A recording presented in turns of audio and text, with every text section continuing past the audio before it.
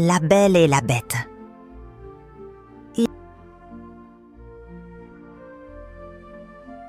Il était une fois un marchand qui vivait avec ses 3 filles dans une petite maison au bord de la forêt. Un jour, le marchand apprit que sa fortune avait disparu à cause de mauvais investissements. Désespéré, il décida de partir en voyage pour tenter de retrouver un peu de richesse. Alors qu'il traversait la forêt dense et sombre, la pluie commença à tomber et le chemin devint difficile. Il marcha longtemps, mais se perdit bientôt. Fatigué et inquiet, il aperçut au loin un château immense, entouré de hauts murs et de grandes tours. Il frappa à la porte et un serviteur apparut, silencieux et grave, pour l'inviter à entrer. Le marchand trouva le château étonnamment beau, malgré son air mystérieux. Il passa la nuit dans une chambre somptueuse. Le lendemain, avant de repartir, le marchand se souvint que sa fille cadette, Belle, aimait particulièrement les roses. Il se dit qu'il pourrait lui rapporter une belle fleur pour lui remonter le moral. Dans le jardin du château, il cueillit une rose rouge éclatante. Mais soudain, une voix grave retentit dans le jardin. « Qui ose cueillir mes roses sans permission ?» Le marchand se retourna et vit une créature terrifiante.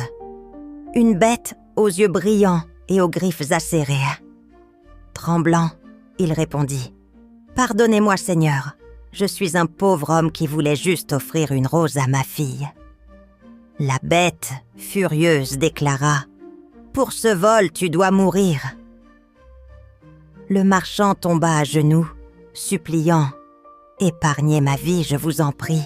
Prenez tout ce que vous voulez, mais laissez-moi partir. » La bête réfléchit un instant, puis dit d'une voix plus calme « Je ferai un marché avec toi. Si l'une de tes filles vient vivre ici à ma place, je te laisserai partir libre. » Le marchand accepta à contre-cœur, puis retourna chez lui. En racontant son aventure, il expliqua la terrible promesse qu'il avait faite. Ses 2 aînés se moquèrent de Belle. « Pourquoi serait-ce toi qui irais vivre avec cette horrible bête ?» Mais Belle, avec douceur et courage, dit calmement « Je ne peux laisser mon père mourir à cause de moi. J'irai à sa place. » Le lendemain matin, Belle prit son manteau, embrassa son père et partit vers le château, le cœur lourd mais décidé. Lorsqu'elle arriva, la porte du château s'ouvrit lentement devant elle. Une voix retentit. « Sois la bienvenue, Belle. » Belle entra, prête à affronter son destin, espérant que la bonté pourrait percer sous l'apparence terrifiante de la bête. Belle venait d'arriver dans le grand château où chaque pas résonnait lourdement dans les vastes couloirs silencieux. Elle sentait à la fois la peur et la curiosité l'envahir. Les murs étaient ornés de tapisseries magnifiques, mais l'atmosphère restait étrange, presque triste. Peu après son arrivée, la bête apparut, grande et imposante, ses yeux cachés derrière une expression sévère. Elle lui dit d'une voix grave « Tu es ici maintenant, Belle. Tu dois rester avec moi. » Belle répondit avec douceur mais fermeté. « Je comprends, mais pourquoi suis-je ici? Que voulez-vous de moi ?» La bête, blessée par son refus, avoua « Je veux que tu m'aimes, que tu acceptes de devenir ma femme. » Belle secoua la tête. « Je ne peux pas aimer quelqu'un uniquement pour son apparence, surtout quand il me fait peur. » Les jours passèrent et Belle découvrit que le château était magique. Les meubles semblèrent se vivants, les objets parlaient doucement et la nature autour du château paraissait enchantée. Un soir, alors qu'elle se promenait dans les jardins illuminés par la lune, la bête la rejoignit. Il était plus calme, presque triste. « Belle, pourquoi refuses-tu toujours? Ne vois-tu pas que je suis plus qu'une apparence ?» Belle s'assit près de lui, regardant les étoiles. « Je vois ta solitude, ta douleur. Je sens que tu caches quelque chose. Mais l'amour doit naître du cœur, pas de la peur. » Au fil des semaines, Belle et la bête passèrent du temps ensemble. Elle lisait des livres à la bibliothèque et il écoutait attentivement. Elle cuisinait et il apprenait à apprécier la douceur des gestes simples. Un jour, la bête invita Belle à dîner. La table était dressée avec soin et une atmosphère de chaleur s'était installée. « Belle, » dit la bête timidement, « accepterais-tu de rester ici encore un peu, juste pour voir ce que nous pourrions devenir ?» Belle sourit doucement. « Je veux bien essayer, mais je veux que tu saches que je t'accepte pour ce que tu es vraiment. » Malgré ses apparences, Belle commençait à percevoir la bonté cachée dans le cœur de la bête. Chaque jour, elle apprenait à mieux le connaître, à découvrir ses rêves, ses peurs et surtout sa profonde solitude. Un soir, alors qu'ils regardèrent la lune ensemble, la bête confia : « Il y a longtemps, j'ai été transformée par une sorcière à cause de mon orgueil. Ce château est devenu ma prison et je crains de ne jamais retrouver ma vraie forme. » Belle posa sa main sur la sienne, avec douceur. « Peut-être que l'amour vrai pourra briser ce sort. Je veux croire en cette magie. » La nuit tombée, Belle regagna sa chambre, le cœur un peu plus léger. Elle comprenait maintenant que la bête n'était pas seulement une créature terrible, mais un être capable d'aimer et d'être aimé. Malgré les défis, une nouvelle amitié, fragile et précieuse, commençait à naître entre eux. Belle savait que ce n'était que le début d'une longue aventure où le courage et la bonté seraient leurs plus grands alliés.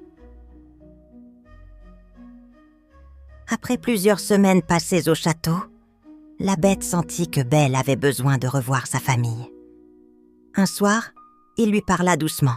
« Belle, tu peux retourner chez toi quelques jours.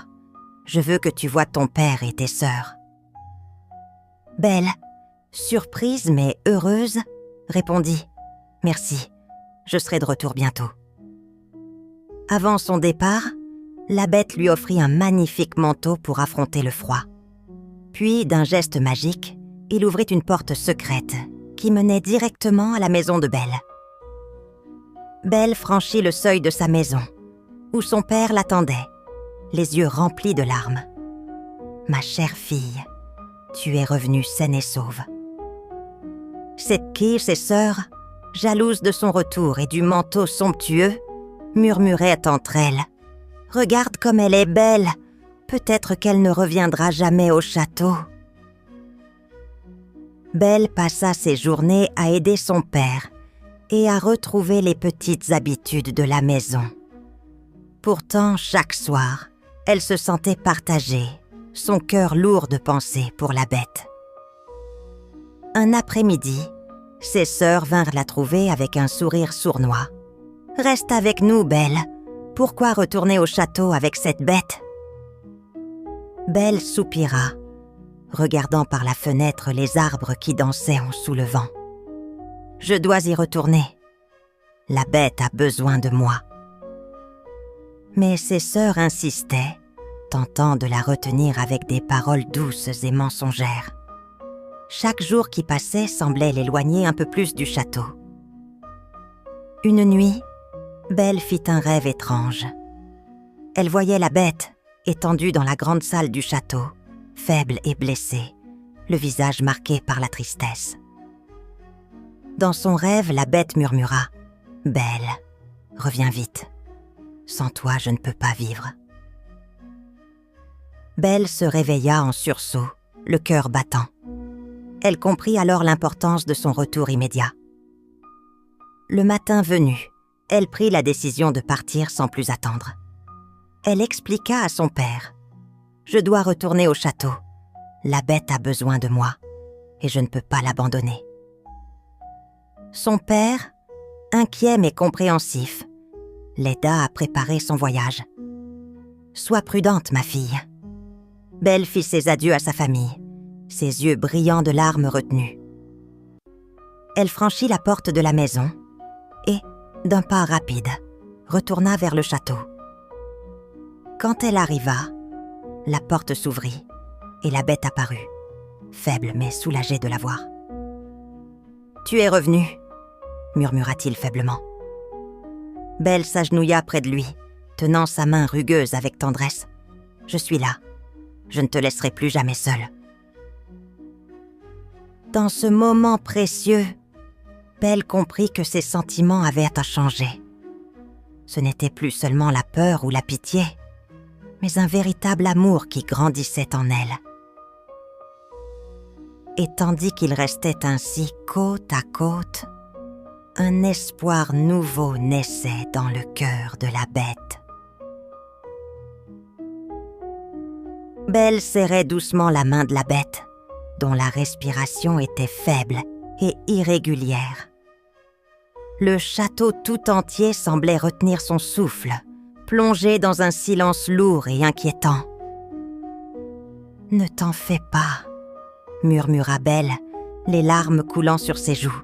« Je suis là, je ne partirai pas. » La bête ouvrit lentement les yeux, fixant Belle avec une tendresse qu'elle n'avait encore jamais vue.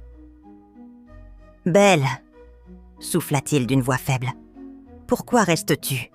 Pourquoi m'aimes-tu malgré tout ?» Belle, le cœur lourd mais plein d'espoir, répondit « Parce que j'ai appris à voir au-delà de ton apparence. J'ai découvert un être bon et courageux. Je t'aime pour ce que tu es vraiment. » Un vent doux se leva soudain dans la pièce, faisant danser les rideaux et les bougies. Une lumière éclatante enveloppa la bête, et Belle sentit la chaleur d'une magie ancienne et puissante. Les traits rugueux de la bête commencèrent à changer. Ses poils tombèrent lentement, révélant une peau douce et lumineuse. Ses griffes devinrent des mains fines, et ses yeux brillèrent d'un éclat humain. « C'est un miracle » murmura Belle, émerveillée, tandis que la forme imposante se transformait en un prince charmant, beau et souriant. Le prince la regarda avec reconnaissance. « Belle, tu as brisé la malédiction par ton amour sincère.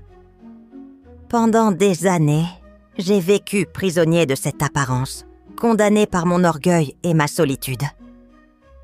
Mais ton cœur pur m'a sauvée. » Belle sourit, les yeux brillants de joie. Je savais que sous cette apparence se cachait quelqu'un de merveilleux. Nous avons tous besoin d'être aimés pour ce que nous sommes et non pour ce que nous paraissons. Le château reprit vie autour d'eux, les murs s'illuminèrent de 1000 couleurs et les objets enchantés dansèrent de bonheur. La nature alentour retrouva ses couleurs vives, les fleurs s'épanouirent et les oiseaux chantèrent une mélodie joyeuse. Le prince prit la main de Belle et l'attira dans une danse légère au milieu de la salle. « Veux-tu être ma princesse, Belle ? Veux-tu partager ta vie avec moi ?» Belle, le cœur débordant d'amour, répondit « Oui, 1000 fois oui. » Ils s'embrassèrent, scellant leur destin sous le regard bienveillant des étoiles qui brillaient plus fort que jamais. Peu après, le prince et Belle célébrèrent leur mariage entourés d'amis enchantés, de rires et de musique. Leur histoire devint un conte, raconté à travers les âges, un exemple que l'amour vrai peut vaincre tous les sorts et toutes les apparences. Morale de l'histoire. L'amour véritable ne regarde pas l'apparence extérieure, mais voit la beauté cachée au plus profond du cœur. La gentillesse, La patience et le courage peuvent transformer même les situations les plus sombres en lumière et bonheur.